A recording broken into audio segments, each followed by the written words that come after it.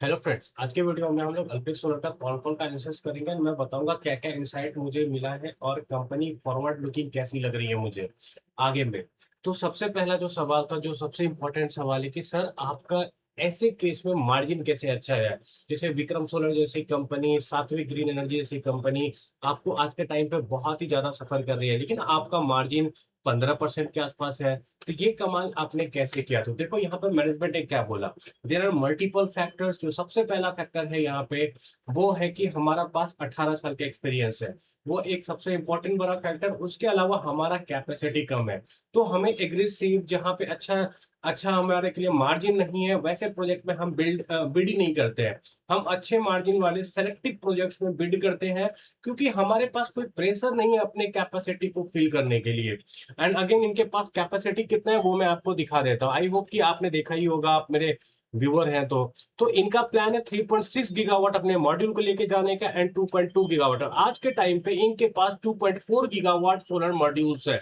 Solar modules का raw material होता है सोलर सेल्स, आई वो आपको पता हो। एंड सोलर सेल्स का रॉ मटेरियल होता है ingots and wafers. I hope कि आपको ये समझ में आया। तो पहला रीजन क्या था मार्जिन कम होने का, सॉरी मार्जिन ज्यादा होने का? पहला रीजन मार्जिन ज्यादा होने का ये है कि दे हैव एक्सपीरियंस। सेकंड क्या है, दे सिलेक्टिव बिल्ड करते हैं। और सबसे बड़ा एडवांटेज है इनका लो कैपेसिटी। इनके पास 2 गीगावाट का है, तो इनको एग्रेसिवली बिल्ड नहीं करना पड़ता। और इनके पास एक कोल इंडिया का प्रोजेक्ट था, जो कि आज के टाइम पे जो कंपटीशन है उसके टाइम से पहले का है, जो कि इनके लिए बहुत लुक्रेटिव है मैनेजमेंट के हिसाब से। तो ये रहा। देखो, ये आंसर मुझे अच्छा लगा। मैनेजमेंट चाहती तो ओवर स्मार्ट भी बन सकती थी कि हमारे पास इन्वेंट्री था, हमने बहुत दूरदृष्टि देख लिया था। लेकिन मैनेजमेंट ऑनेस्टली जो बात था वही बताया। और ऐसा ये भी बोला कि ऐसा नहीं है कि हम लोगों ने कोई बहुत बड़ा काम किया जो हमारे पीयर्स ने नहीं कर सकते थे, but we have less capacity and few orders पहले से ही। तो आई होप कि आपको ये समझ में आया होगा। एंड दूसरा जो सबसे बड़ा सवाल था कि सेल प्लांट का कब एक्टिव होगा, कब प्रोडक्शन रेडी हो जाएगा।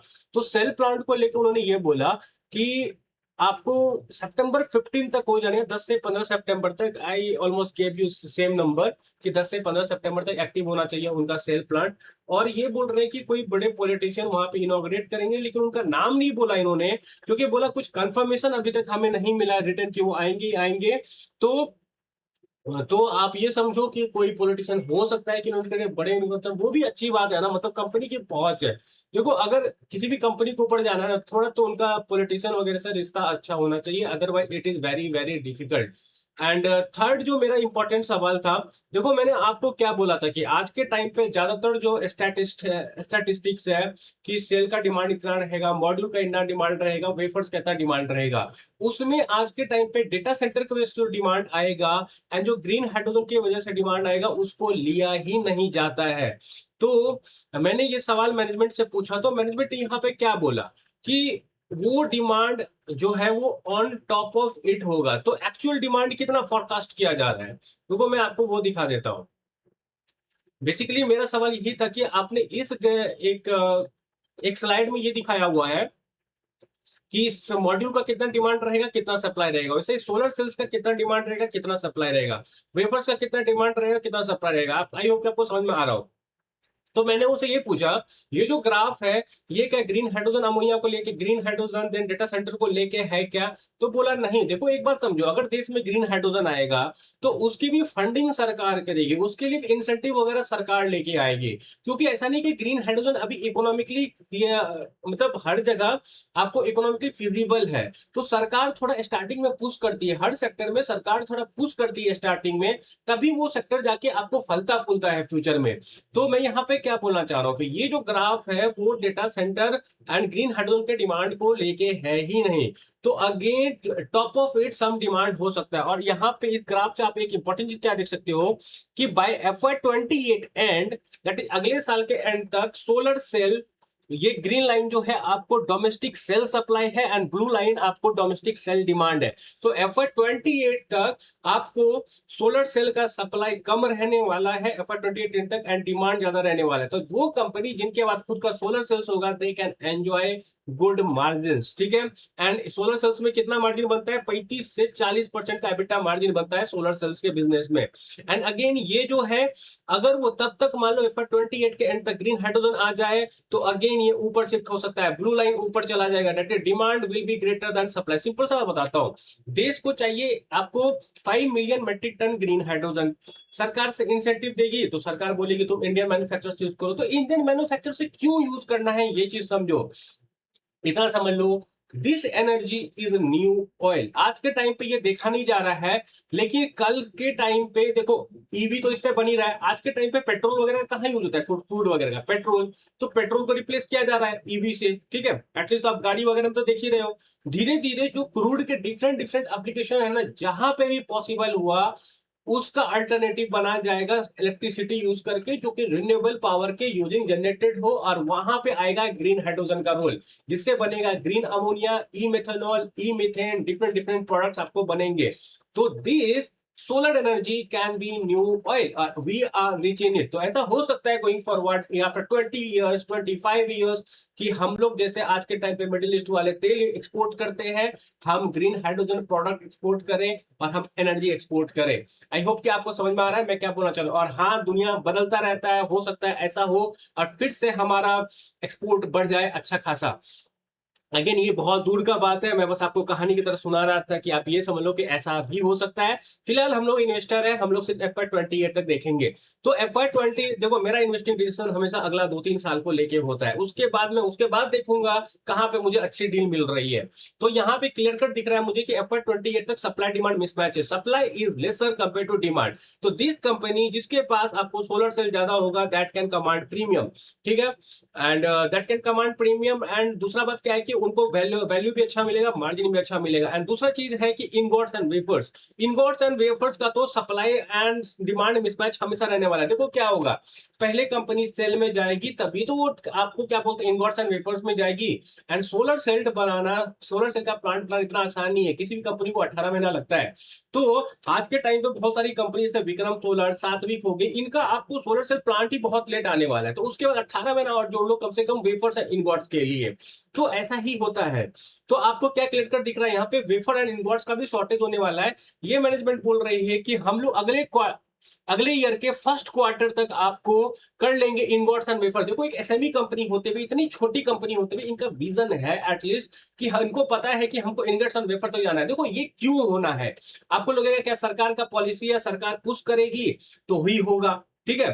सरकार अगर कल को उठा ले, सरकार नहीं उठा सकती। Energy security is very very important. अगर हम चाइना पे डिपेंडेंट हो गए ना कल को सोलर मॉड्यूल के लिए, और उनके सोलर मॉड्यूल खोल के सोलर का प्लांट बिछा देते हैं, तो कल को चाइना क्या करेगा, हमसे लड़ाई करेगा तो हमारा सोलर प्लांट आके मार देगा, ठीक है। सोलर प्लांट पे क्या हुआ, हमारा इलेक्ट्रिसिटी ठप हो गया, ठीक है। लेकिन और चूंकि हमारा मैन्युफैक्चरिंग है ही नहीं खुद का, हम चाइना से मंगाते हैं सामान, तो हम नया प्लांट बना भी नहीं सकते हैं। I hope you are getting this message. तो energy security is very very important and renewable is going to provide you energy security.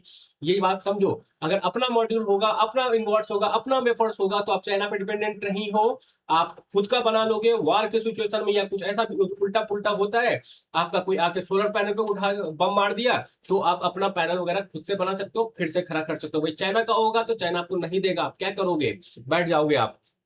I hope कि आपकी समझ में आ रहा होगा। तो आज के टाइम पे सोलर इज एनर्जी सिक्योरिटी, तो सरकार यहाँ पे लापरवाही नहीं कर सकती है, चांसेस बहुत कम है। धीरे धीरे सरकार उस तरफ स्ट्रिक्ट है, लागू कर दिया सरकार ने जून में आके आपको डीसीआर वाला, ठीक है। And over the time Alpex will become vertically integrated, ये सब तो मैं आपको बता ही चुका हूँ। एंड ये चीज अच्छा लगा मुझे कि Q1 FY28 में ही ये लोग अपना 100 मेगावाट का प्लान कर देंगे। एंड गोइंग फॉरवर्ड जब आपको जून 28 में आएगा इनका क्या बोलते हैं वेफर एंड इनगोट का मैंडेट, तब तक मैनेजमेंट का प्लान है 2.5 गीगावाट बना लेने का वेफर एंड इनगोट का फैसिलिटी। तो अगेन विजन दिखता है।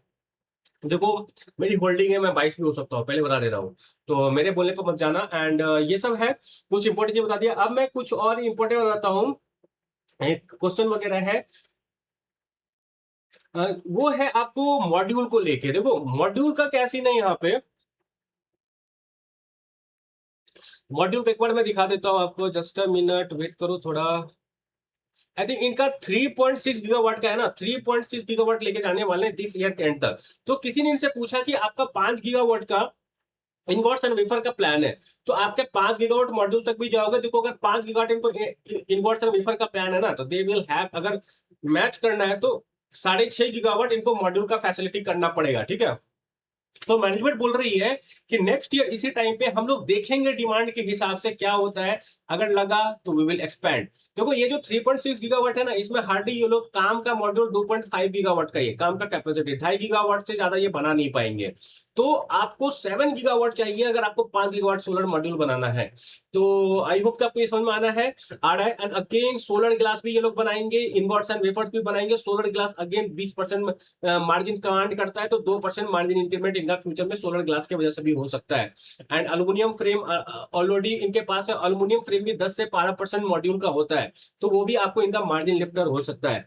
तो एंड मैंने बता दिया मॉड्यूल को लेके नेक्स्ट ईयर बताएंगे ये लोग। इनगेट्स वेफर्स के लिए बिल्डिंग वगैरह बनाना स्टार्ट कर चुके हैं।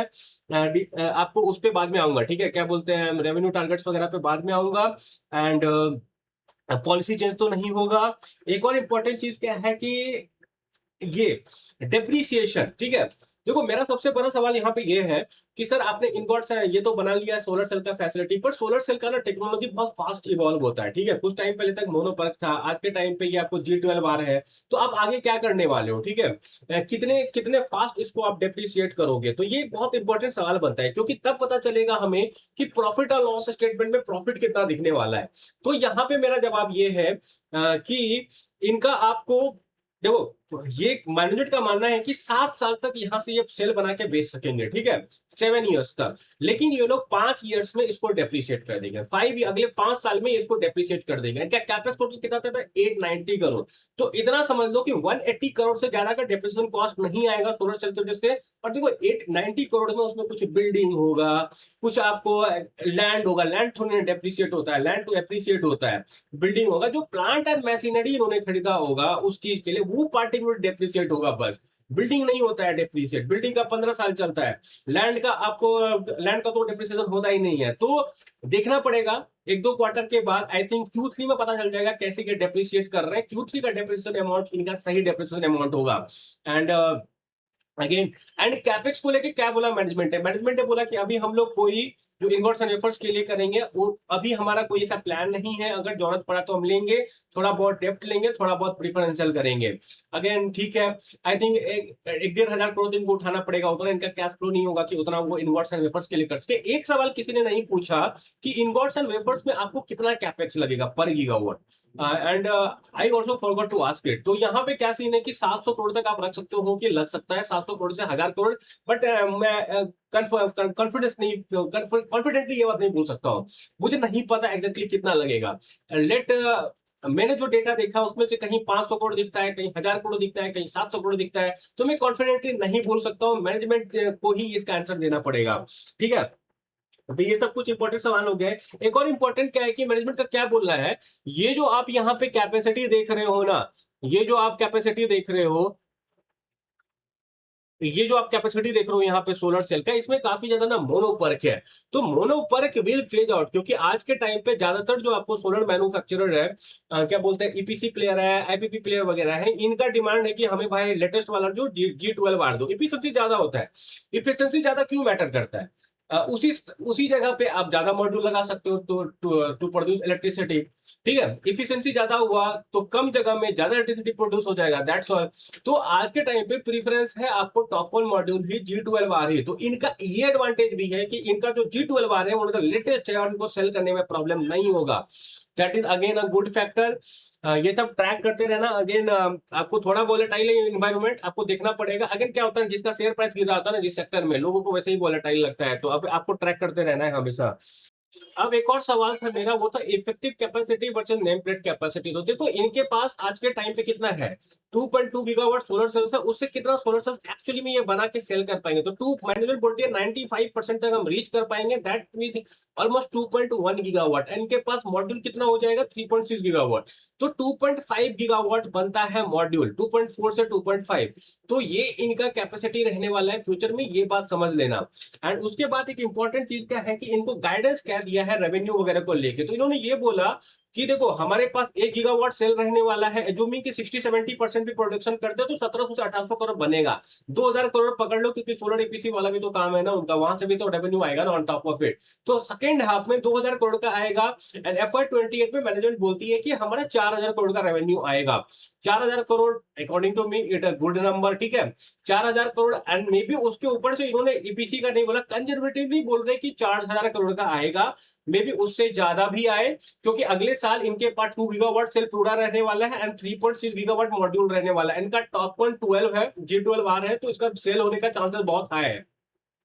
तो ये जितना बना लेंगे उतना ये सेल कर सकते हैं, चांसेस बहुत हाई है। तो अगर हम उस हिसाब से देखें तो 2.1 गीगावाट ये बनाएंगे, सेल कर सकते हैं, मॉड्यूल भी उतना रहेगा, सेल भी उतना रहेगा। तो लगभग आपको 4400 से 45 करोड़ तो ऐसे बनता है रेवेन्यू। कंजर्वेटिव मैनेजमेंट 4000 बोल रही है, लेकिन आई थिंक 47-48 करोड़ ये जा सकती है, इंक्लूडिंग सोलर ईपीसी। पर हमारा काम है कंजर्वेटिव कैलकुलेशन करना, तो मैं आपके लिए लेकर आया हूं FY 28 का कंजर्वेटिव कैलकुलेशन। तो कितना बनना चाहिए रेवेन्यू? 4600 के आसपास बनना चाहिए, एज्यूमिंग 2.1 गीगावाट बना लीजिए एंड 2200 करोड़ पर गीगावाट इनकम मिल जाए। एंड अगेन एबिटा इतना बनना चाहिए, पैट वगैरह इतना बनना चाहिए, एंड पैट जब 5 गुना होना चाहिए अगले 7 क्वार्टर में कंपनी का। एंड जो फॉरवर्ड पी है वो बनता है 2.15 का। एंड एज्यूमिंग की कंपनी को उस टाइम 15 का पी सिर्फ मिले, तो कंपनी में पोटेंशियल है यहां से 7x होने का। Again I can go completely wrong, बस मैं आपको एस्टिमेशन दे रहा हूं क्या हो सकता है अगर सब कुछ सही चला तो। एंड अगेन डिटेल कैलकुलेशन वगैरह समझना है, डिटेल वीडियो देखना है तो आप मेरे अल्पेक्स सोलर का मेंबर ओनली वीडियो देख लो। बहुत अच्छे से कंपनी का काम को भी समझाया है मैंने, एंड क्या क्या फ्यूचर में हो सकता है, डिफरेंट डिफरेंट तरह का मैंने आपको वहां पे सिनारियो वगैरह दिया है और बताया है, ठीक है। अब मैं आपको अल्पेक्स सोलर का कुछ दिखा देता हूं यहाँ पे आज क्या हो रहा है। अगर आज देखेंगे तो क्लियर कट आप देख सकते हो, कंपनी आपको 12% ऊपर है, एंड ठीक ठाक वॉल्यूम है, उतना भी नहीं वॉल्यूम है लेकिन ठीक ठाक है। देखते हैं आगे क्या होता है। मे बी देखो अब क्या होगा, कुछ दिन के बाद इनका अनाउंसमेंट आएगा कि हम इनॉग्रेट कर रहे हैं, तो उस दिन थोड़ा भागेगा, फिर रिजल्ट से पहले थोड़ा भागेगा, फिर रिजल्ट आएगा तो गिरेगा, फिर उसके बाद भागना चाहिए। एंड माहौल माहौल भी अच्छा होना चाहिए। आज के टाइम पे सोलर मैन्युफैक्चरर्स के लिए माहौल ही उतना अच्छा नहीं है। प्रॉब्लम ये है, माहौल थोड़ा अब क्या होगा ना, धीरे धीरे जाके मार्केट को समझ में आएगा कि एक्चुअली में ओवर कैपेसिटी नहीं है, ग्रीन हाइड्रोजन आएगा, तब उसके बाद पता चलेगा अरे डिमांड तो बहुत ज्यादा है, तब इन लोगों को हो सकता है ज्यादा रिवार्ड किया जाए। अभी मुझे नहीं लगता है कि आज 11% ऊपर उठ गया है, ये ऐसे ही भागता रहेगा, चांसेस मुझे कम लगता है, थोड़ा टाइम लग सकता है इधर। Again my take, I can absolutely go wrong, ठीक है। एक और हो गया, ये था मेरा एल्पेक्स सोलर पे रिजल्ट वगैरह, ठीक है, कॉन कॉल भी अच्छा लगा। एंड अगेन जो मैनेजमेंट बोल रही है कि जिसका वेफर होगा वो जीतेगा, सेल इनका आने वाला है, उससे आपको कैश फ्लो जनरेट होगा, वो ये लगाएंगे आपको वेफर्स वगैरह में। मैनेजमेंट डायरेक्शनली तो बहुत सही जा रही है, देखते हैं आगे क्या होता है। कीप ट्रैकिंग, रिजल्ट वगैरह आएगा तो मैं बनाता रहूंगा वीडियो आप लोगों के लिए। एंड दूसरा सवाल ये मेरा है, सबका सवाल है, पहले तो मैं जैगल का दिखा देता हूँ, जैगल में हुआ क्या है। देखो जैगल में अगर आप देखोगे, कल जैगल को तोड़ा गया है, कल जैगल को तोड़ा गया है, लगभग 20% गिरा है मार्केट, कल इसमें लोअर सर्किट लगा था, और आज इसमें उससे ज्यादा वॉल्यूम है, मतलब लोअर प्राइस पे लाया गया है, सर्किट लगा के, कल तो कोई खरीदा ही खरीदा है, मुझे ऐसा लग रहा है, डोंट नो। देखो दिख क्या रहा है, कल यहाँ पे दो बड़े बड़े डील्स हुए हैं, ठीक है, एक 2 मिलियन यहाँ पे एंड अगेन एक 2 मिलियन यहाँ पे जैगल में, ठीक है। तो यहाँ पे लगभग 40 लाख का हुआ है, लगभग 32 करोड़ मैंने आपको कल बताया था। एंड आज क्या हुआ, आज उससे ज्यादा वॉल्यूम आज है, आज फिर नीचे लाया गया, अगर आप देखोगे आज फिर नीचे लाया गया और वहां से भरा गया है, तो कितना हुआ है, अगर ये 4 कैंडल में देख लूं बस, तो अगेन ये 4 कैंडल में 2 मिलियन भर लिया गया है, 20 लाख 16 करोड़ के आसपास का शेयर। तो मुझे क्या लगता है, देखो इस कंपनी को जज करने के लिए Q1 is not right quarter.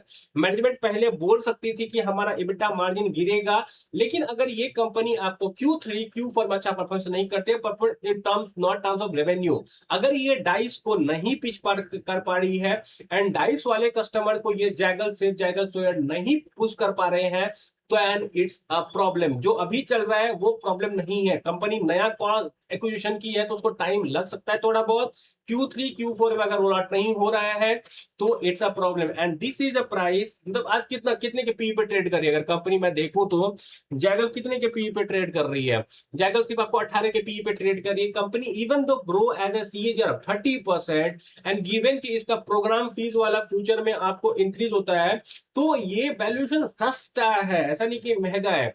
Again it's your call.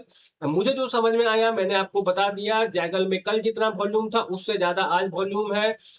देखो क्या होता है आगे, धीरे धीरे ही पता चलेगा। एंड लोग बोल रहे हैं कि टैक्स लायबिलिटी, देखो 4 करोड़ का टैक्स लायबिलिटी क्या लायबिलिटी होता है मुझे तो ये समझ में नहीं आता है। 4 करोड़, इसका प्रॉफिट कितना है? इसका क्वार्टरली प्रॉफिट है आपको 17 करोड़, तो ये कुछ भी नहीं है, 25% है। एंड साल का अगर देखा जाए तो साल का ये 3-4% भी नहीं है जो इनको टैक्स लायबिलिटी बनता है। मान लो उनके फेवर में आई थिंक नहीं आया तो 4 करोड़ उतना ज्यादा नहीं है मेरे हिसाब से। तो यही है। आगे बताता हूँ, एक और कंपनी है कर्नेक्स माइक्रो सिस्टम। कर्नेक्स माइक्रो सिस्टम को भी लेके मुझे बहुत सारा सवाल किया जाता है। देखो पहली बात ये समझो ना, आप लोग ज्यादा सोचते हो, मुझे लगता है ना आप लोग ज्यादा सोचते हो। मार्केट में हर शेयर प्राइस गिरने का कोई रीजन नहीं होता है एंड शेयर प्राइस ऊपर जाने का भी कोई रीजन नहीं होता है। इट इज जस्ट कि किसी को मन किया, ये कंपनी अच्छा लगा, उसके बाद बहुत पैसा है, उसने खरीदा, उसको ऊपर लेके चला गया, दैट्स ऑल। इतना दिमाग लगाना ही नहीं है। लोग फालतू का दिमाग फालतू कोई चीज पे ज्यादा लगाते हैं। आपको बस ये देखना है कि कंपनी डायरेक्शनली अच्छी जा रही नहीं है। लोग को जो मेहनत वाला काम है ना वो नहीं करना है। वो क्या है, कंपनी के काम को अच्छे से समझना, सेक्टर को समझना, वो नहीं करेंगे। लोग चार्ट में शॉर्टकट ढूंढेंगे, चार्ट देखो, ये देखो, वो देखो, शॉर्टकट नहीं। चार्ट देख के पैसा नहीं बनेगा, स्पेशली ऐसी कंपनी में जो 6 महीने में 3 गुना 4 गुना होती है। वैसी कंपनी में चार्ट देख के कभी पैसा नहीं बन सकता है। आपको अगर पैसा बनाना है मार्केट में तो आपको थोड़ा सोच समझ के बनाना पड़ेगा, रिसर्च करके बनाना पड़ेगा, और कोई तरीका नहीं है। And you will keep learning with time. Time is something जो आपको वो सिखा सकता है वो कोई नहीं सिखा। देखो वॉल्यूम बहुत हाई है, ऐसा भी हो सकता है कोई यहाँ पे बेच रहा हो, ऐसा भी हो सकता है कोई यहाँ पे भर रहा हो। I can't say it. सबसे बड़ा प्रॉब्लम इस कंपनी में क्या है कि दे डोंट गिव पीपीटी। बहुत लोग बोलेंगे इसका ऑर्डर बुक नहीं है। मैं आपको चीज दिखाता हूँ। कंपनी के पास मार्च 25 में कितना ऑर्डर बुक था? एक मिनट, जस्ट अ मिनट दिखा। हाँ, टोटल ऑर्डर बुक इनके पास 2124 करोड़ का था। अगर मैं यहाँ पे आऊं और ये मार्च 25 का है, अगर लास्ट ईयर का बात कर रहा हूँ यहाँ पे मैं, अगर यहाँ पे अगर आप देखोगे ऑर्डर तो 2000 करोड़ का तो यहीं पे कहीं, यहाँ पे 2400 का, यहाँ पे 400, तो लगभग 3-4 हजार करोड़ का तो मिल गया। तो 5000 करोड़ का तो ऑर्डर बुक होना चाहिए कम से कम कंपनी के पास। लॉजिक तो यही बनता है। ठीक है, वो उसके बाद मिला है। तो कंपनी ने उसके बाद कितना किया है एग्जीक्यूट? कंपनी ने ये 255 हुआ, ये 504 हुआ, ठीक है, लगभग आपको ये 750 बनता है, 900 करोड़ एग्जीक्यूट किया। तो कंपनी के पास अभी भी कम से कम 4200 करोड़ का ऑर्डर बुक होना चाहिए। तो एज्यूमिंग कंपनी इसी रेट से कंटिन्यू करे, 504 करोड़ ऑर्डर एग्जीक्यूट करे, तो कंपनी का फॉरवर्ड पी आपको बनेगा 270 का।